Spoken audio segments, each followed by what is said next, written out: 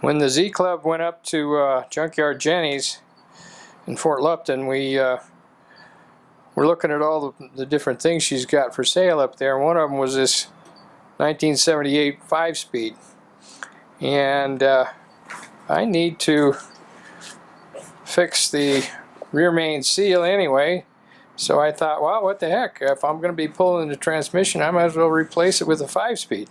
One of the benefits of being in the Z Club is that you can borrow tools occasionally from some of the guys that have the right thing. They've got a nice little transmission jack here, and I'll be able to switch out the transmissions hopefully without a huge amount of trouble. The engine and transmission are supported by this support here on the back of the transmission. There's no support all the way up until you get to the point where the engine up here has the supports on either side. So if you take the transmission out, you got to support the engine, and then I got a jack on there so I can lower it a little bit so that I get kind of an angle on it. Hopefully that's the theory, and then pull it out.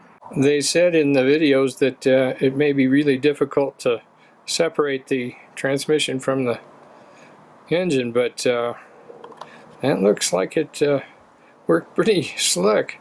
I just stuck a screwdriver in there and gave it a push. There's the throwout bearing, and I finally got it far enough back that I can start going down, but I was a little bit afraid that it was going to fall off the darn jack, so I strapped it up. Shooting from this vantage point, you can see that it's got a lot of separation there. I just need to start letting it down, and I'll use this.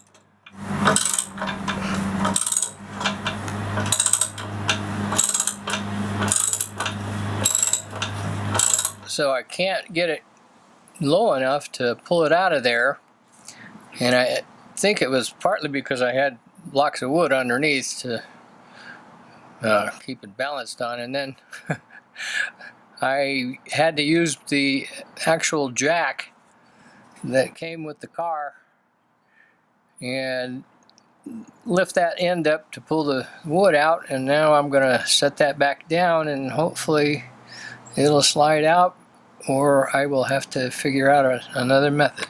After letting it down with the jack for a ways and putting it on that wood, it just kind of rolled off on its own. And to think I was just going to drive it the way it was. Man, that's obviously we've got a leak in the rear main. I definitely need to get that fixed, and I've got all the stuff for it. And then look at this little thing working its way loose.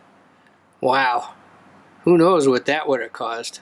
Now I got to remove the clutch here and see if I can take apart the rest of this stuff. This is going to be fun.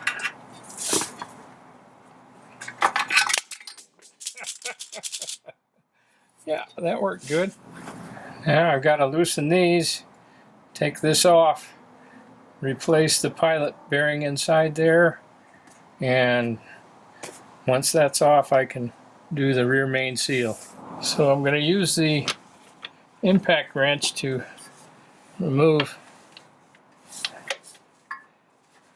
the flywheel here so the engine doesn't turn.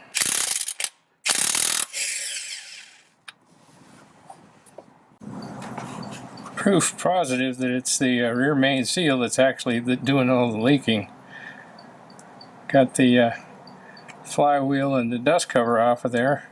Now I'm supposed to be able to center punch here and then drill a hole, put a couple of metal screws in there and pry that out. We'll see how it works here. Put this in there.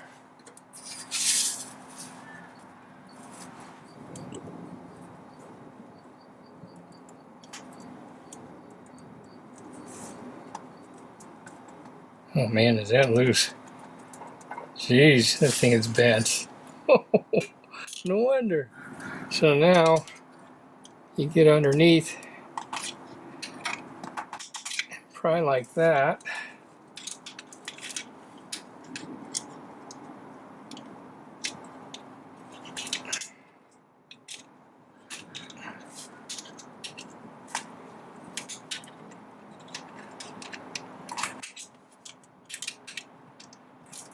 And it should come out. Yay! I have to replace the pilot bearing, and in order to do that you got to pull it out of there, and I've seen several things on YouTube, and this is one of them. This is the one that I think will work the best. And one of the other things was that they stuffed the pilot bearing with bread and grease and then hammer a bolt into it that fits very close, and it forces it out with. So the theory goes, you put the puller in there like that, and then clamp this down so that it's behind the bearing,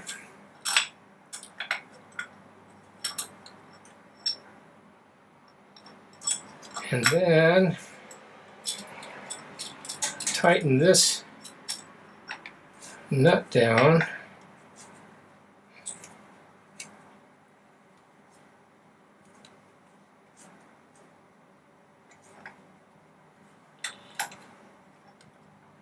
until you pull it out.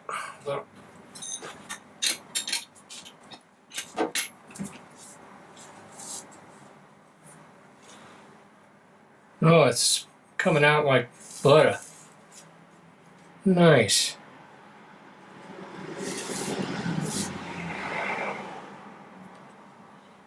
Couple more turns and it's done.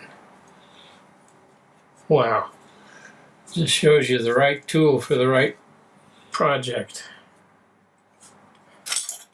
Here we go. And there it is. Right the way it belongs. That was slick.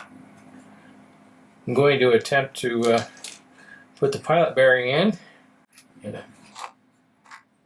not get it crossways. Let's see how that goes.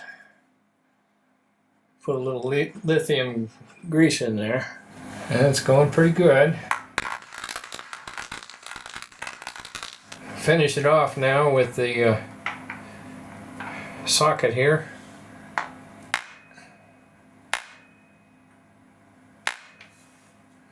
And that should be where it belongs. Now I'm going to try to put the rear seal in. Okay. Take the old one, make sure it's clean.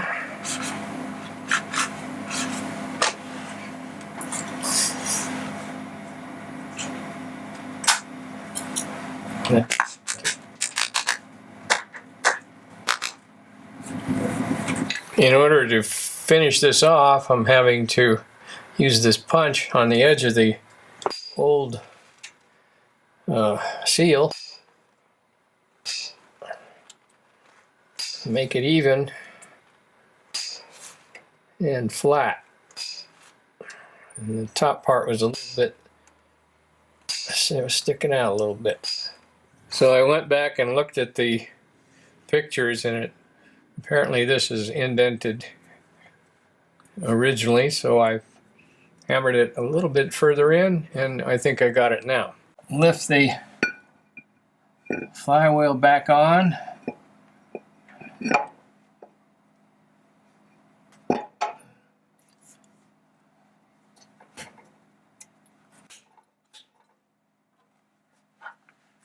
Get it positioned properly and then put the bolts in.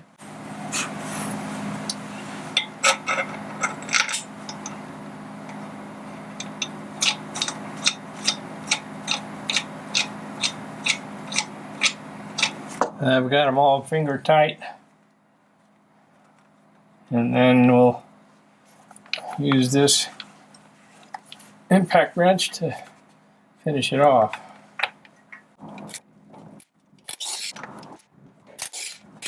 Got to torque it down now to the proper amount. It says 116, 101 to 116.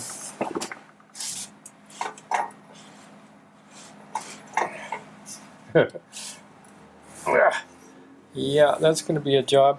In order to make the flywheel not move while I'm torquing down the bolts, I'm attempting to make a tool that will help me do that.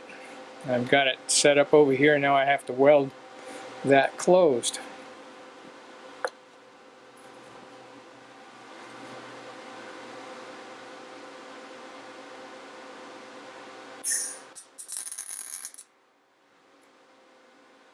So I used the tool without the additional part there, and it didn't work so hot, so I welded a kind of a triangle shape to it and doubled the thickness. It works just like I thought it would.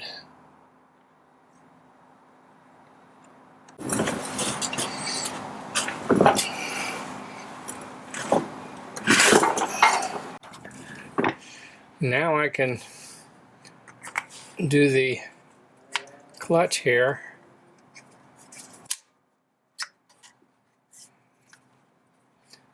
With the tool that lines that up nice and centered. And then put the clutch plate on there.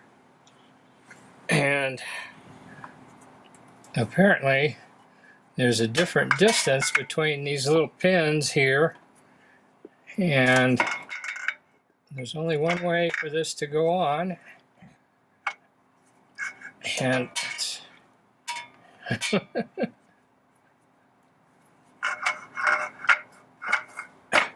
right there. Okay, that should hold it. Well, I put the others in. Now I can take the centering tool out and torque the bolts down to the proper amount, which is almost nothing. It is 11 to 16, which is hardly anything.